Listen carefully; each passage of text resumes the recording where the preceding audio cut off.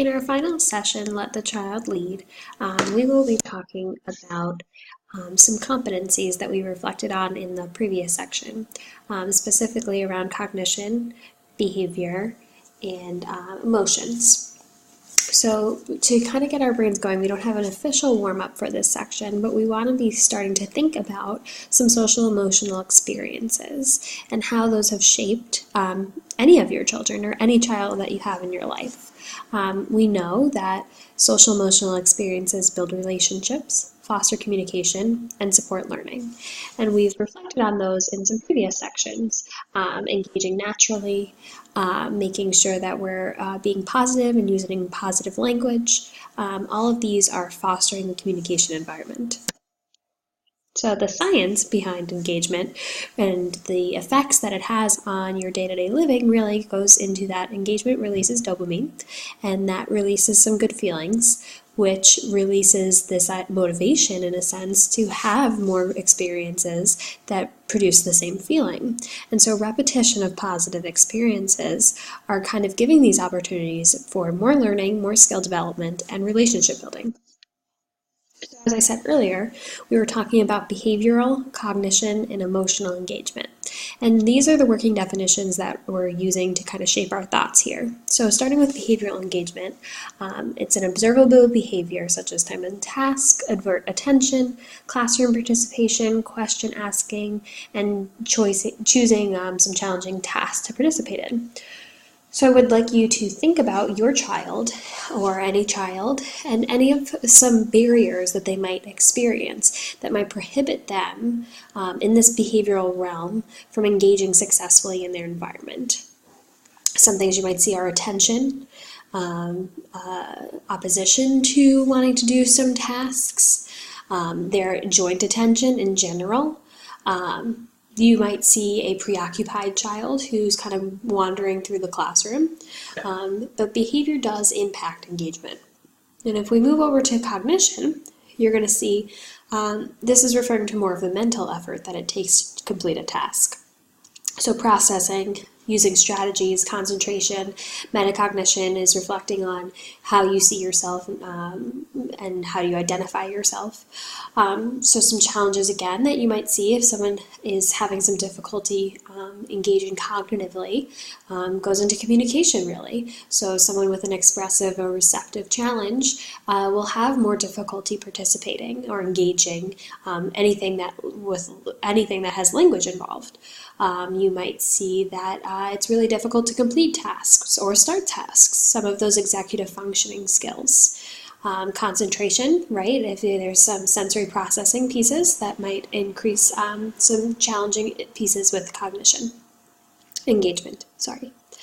And our last section is the emotional engagement. So this is really talking about the emotion processing. We've talked about some emotional competencies in previous sections, but internal motivation, interest during learning, enthusiasm. Some challenges might be anxiety. And understanding the emotions that they're feeling, and again having the words to express those emotions that they're feeling. And when I think if you start to think about the challenges that your child might have in successfully engaging, you might see that all of these kind of go hand in hand, or they're intertwined in a way, behavioral, cognitive, and emotional. And so what we want to do is we want to think about this journey of engagement. And so we know that it starts, if you think back to your child at the very young early stages of education, or any child at those early stages, we know that at a period of time, there's some preoccupation with the environment that they're part of. So you see a preoccupied child moving around the classroom with no real direction. They seem to have their body in the group, but maybe their brain is thinking about something else. They're looking all around, they can't really seem to engage in anything because they're not sure what to do with it. And once we've kind of shifted from the preoccupied child to joint attention, the big difference is that they're attending to things with someone else. So that's where you see circle time, and the preoccupied child maybe is walking around the circle and not really participating in that group plan. But then the child who has just shifted into having some joint attention skills is able to sit down and listen and participate in the same activity as the child to their left and to their right. And so joint attention is really being able to participate in something together. Both of you are thinking about the same thing, and you can reflect and comment on that. And then that leads into emergent communication. So you're able to talk about things. You can request things that you see and you're attending to. You can make comments about them. And furthermore, that then leads into engagement in learning, communicating, and participating as a social partner. So joint attention is that key piece there. You see that as a big shift between being part of the environment but not necessarily processing it, and then really attending to it and being able to start to process it. So thinking about following the child's lead, we are looking at fostering that joint attention piece. That's the big piece to kind of gain the engagement. So we want to see, how does a child move around the room? How do they interact with things? How are they getting their needs met, responding to materials? And we're going to imitate their responses. So you want to increase those opportunities to take turns, request things, interact with the pieces that they're picking up off the floor, offer an exchange of information.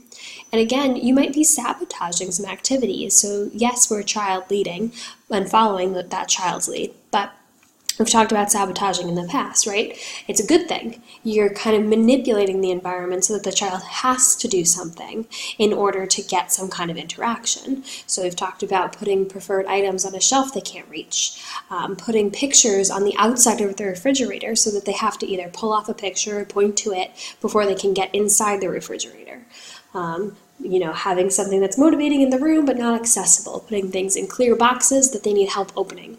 All of these are ways to kind of encourage the child to do something or prompt them to do something, and so it becomes a more tempting and motivating environment.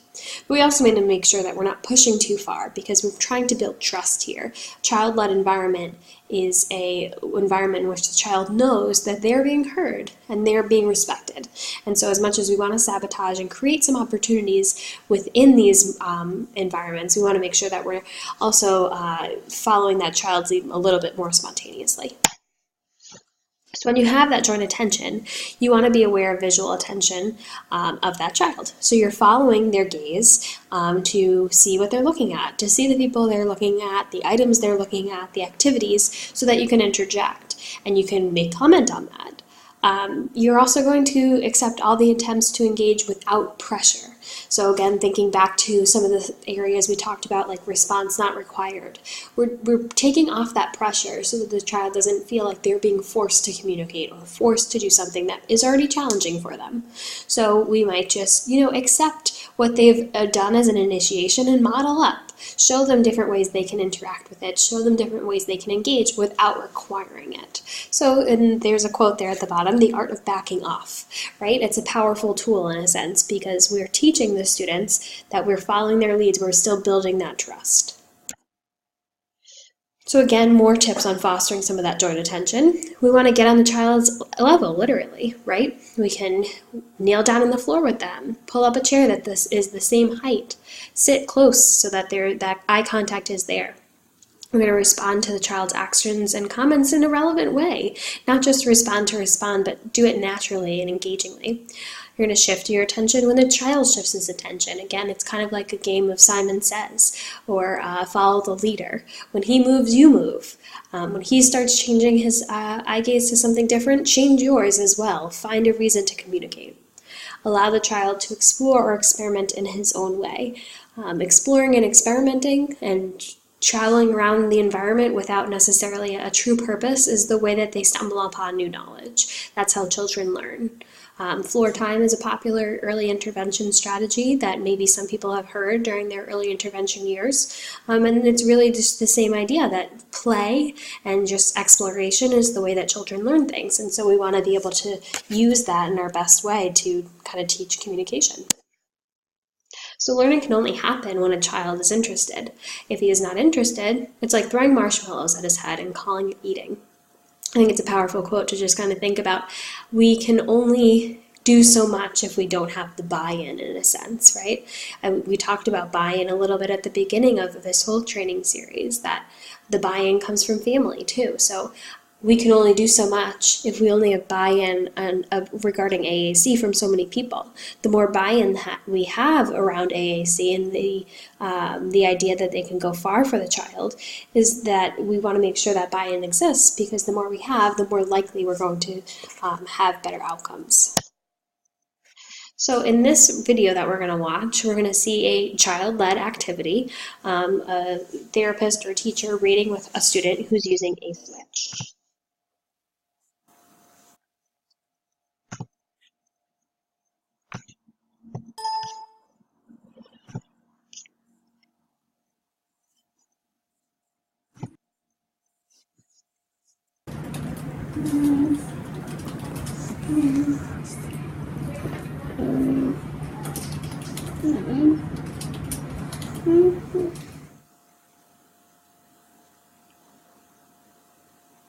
All right, let's see. In the creepy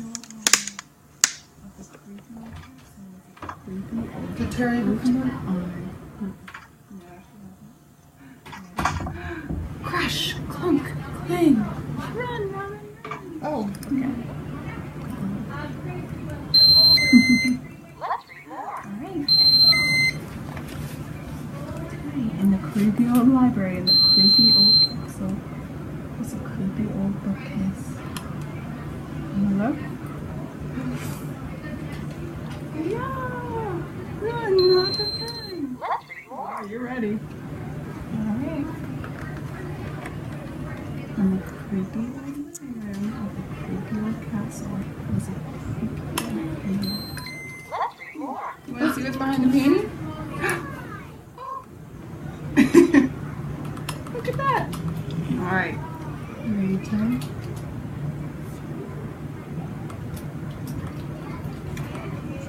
What do you think?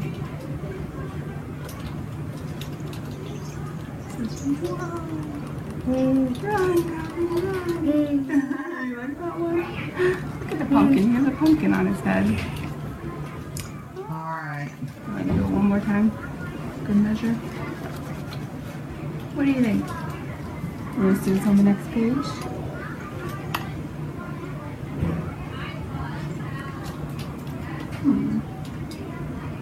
Should we keep going?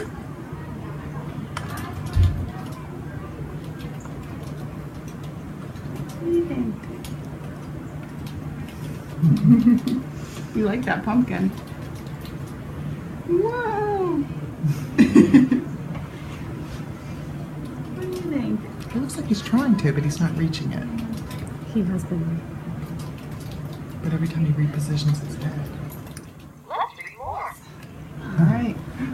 No, that's the problem. Dad says the race is over. Now put on these pajamas. All right. So in that video, I think it's really important to highlight that the child, it looked like from a distance, maybe the activity was the child directing the adult. In reality, it was the adult following the lead of the child. He was using his switch successfully to have clear communication intent. You saw that highlighted on some of the pieces of the video. But what was impressive was that the teacher or the therapist that was working with him really took that wait time and really looked and read his nonverbal cues of his excitement about a page, something on the page, an image he saw, a sound he heard, and really kept reading it for him because there was something that was keeping him on that page. And she didn't direct him to use the switch to continue the activity. She allowed him to have that exploration time. And when he was ready, he used his switch to direct her to move on.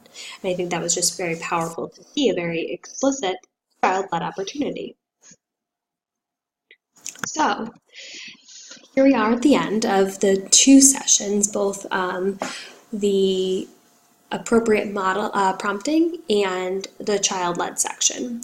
And so AAC is an umbrella term, meaning many things. Modeling means speak your words. Prompting needs vary by context. Avoid hand-over-hand support. Hand-under-hand fosters autonomy and provides control in the interaction. motivate, and wait at all levels of the prompting hierarchy. And be present. Let the child lead to establish engaging social emotional context. It is from these experiences that learning emerges. And so with that, we have come to the end of our training. I know that we've gone through several trainings, approximately 10 different session topics in 5 sessions, and that can lead to a lot of information that's out there.